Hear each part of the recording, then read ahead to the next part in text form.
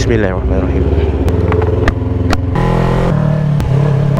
Hai guys, assalamualaikum semua. Bertemu kembali dalam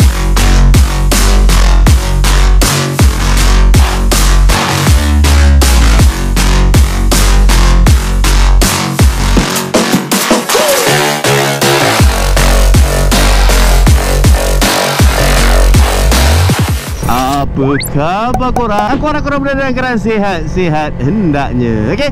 InsyaAllah. So hari ni aku nak ke SQ Motor sebab aku nak pasang seutas rantai Special Edition dari DID Malaysia, iaitu rantai DID 520 VR46 Special Edition man. So untuk rantai 520 ni, dia sesuai untuk motor-motor start dari 125cc sampai ke 800cc. Tapi tak pernah dibuat orang lah motor-motor kapcai 125cc pakai rantai 520. Berat kot. Dan sebab apa aku cakap tadi rantai ni Special Edition? Sebabnya rantai ni adalah dihasilkan berkat dari usaha sama Encik DID dan juga Encik Valentino Rossi. Orang putih panggil apa? Collaboration. Gitu. Dan lagi satu, apa yang membuatkan rantai ni betul-betul special adalah sebab dia limited tau. Kalau tak silap aku, dalam Malaysia dia ada dalam 400 ke 500 unit sahaja. Tapi dia bukan yang rantai yang lagi satu tu, yang color hijau fluorescent tu kan. Itu bapa punya limited. Yang tu dalam dunia ni dia ada 460 unit sahaja. Harga pun boleh tahan keras yang tu. Aku pakai yang setakuk satu level bawah, yang color hijau fluorescent tu. Tak kisahlah special edition ke limited edition ke, yang penting dia punya kualiti lah. So apa yang best sangat pasal rantai DID 520 VR46 ni, yang itu aku akan beritahu lepas ni. Sekarang ni kita fokus pada dia punya proses pemasangan dulu. So macam biasa, cakap banyak pun tak guna, tembak pun tak kena. Jom kita pergi pasang sama-sama. Okay, so Sofia sudah get ready untuk ditukar rantainya. Sprocket aku akan pakai sprocket yang ni, yang aku tengah pakai sekarang ni. Aku akan gunakan sprocket yang sama sebab rantai daripada DID ni dia boleh masuk mana-mana jenis sprocket sekalipun. Memang ngam. So tinggal pasang je lah sekarang ni. Jom.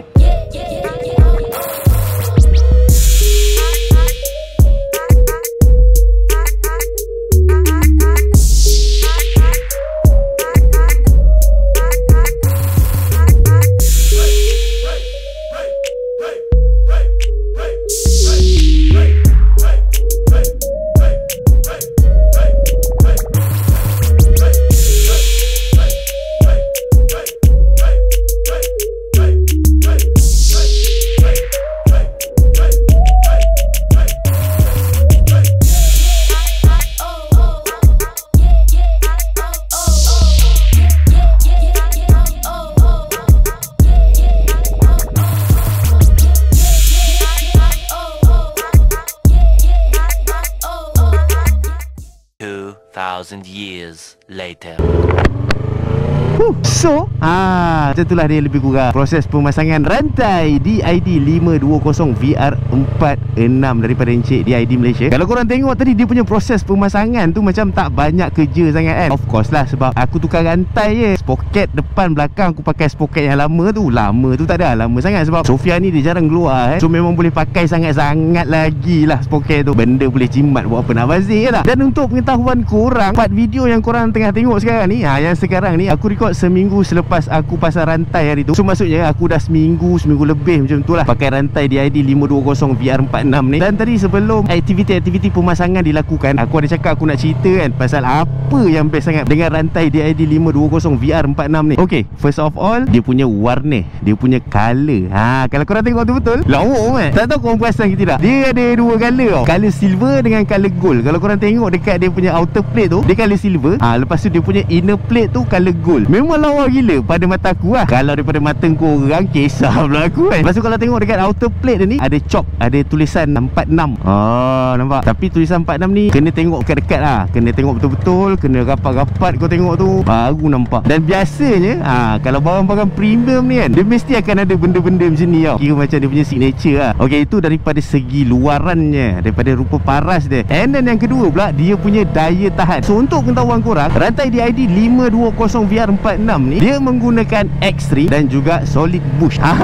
Nak tahu apa pula X-Ring dengan solid bush ni kan? Tak apa, aku explain pasal X-Ring dulu. Okey, korang pernah dengar tak rantai yang orang duk cakap ada o-ring tu? Pernah dengar kan?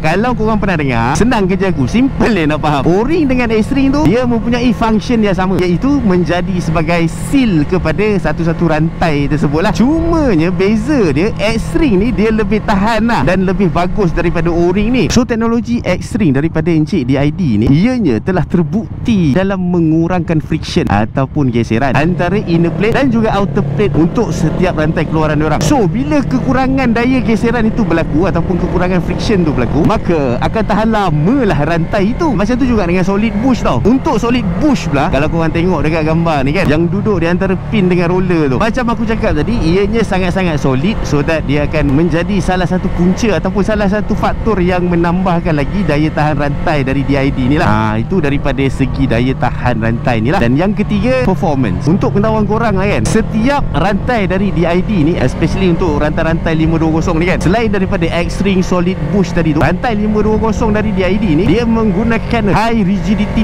pin. High rigidity pin ni bermaksud pin dia tu, pin untuk rantai tu dia sangat-sangat kukuh, sangat-sangat kuat. So untuk memahami apa kelebihan bila satu-satu rantai tu menggunakan ataupun memakai high rigidity pin ni, kita kena faham dululah apa function sesebuah rantai tu dalam menjalani liku-liku kehidupan bersama-sama dengan motor kita tu. Kita kena faham yang tu dulu. Okey, yang ni secara mudah faham, power satu-satu motor tu dia akan keluar ataupun datang daripada enjin, betul tak? So power daripada enjin tu ianya haruslah ditransfer kepada tayar bagi membolehkan tayar tu nanti berpusing, so that motor kita ni boleh bergerak lah. Dan setiap kelajuan pusingan tayar tu pula bergantung pada berapa banyak power yang dikeluarkan oleh enjin tu, betul? Tapi power daripada enjin ni dia tak boleh main transfer gitu je dekat tayar. Diorang ni tak ada bluetooth ataupun wifi punya connection. So sebab itulah kita perlukan rantai, dan dia punya formula simple tu akan diubah suai menjadi macam ni. Power daripada enjin ditransfer kepada rantai, dan daripada rantai tu pula dia akan transfer pula kepada tayar, so that tayar pun boleh berpusing. Tu secara mudah faham je lah. Kalau secara betul-betul teknikalnya, kau kena tanya pomen-pomen lah ataupun profesor palatau yang lain. Aku bagi formula-formula simple je. So dekat sini kita akan nampak keberkesanan ataupun kelebihan rantai-rantai yang menggunakan high rigidity pin ni, especially untuk rantai DID ni. Untuk rantai-rantai yang tak menggunakan high rigidity pin ni, biasaannya apa akan jadi? Power banyak ni, tapi bila sampai kat tayar rasa macam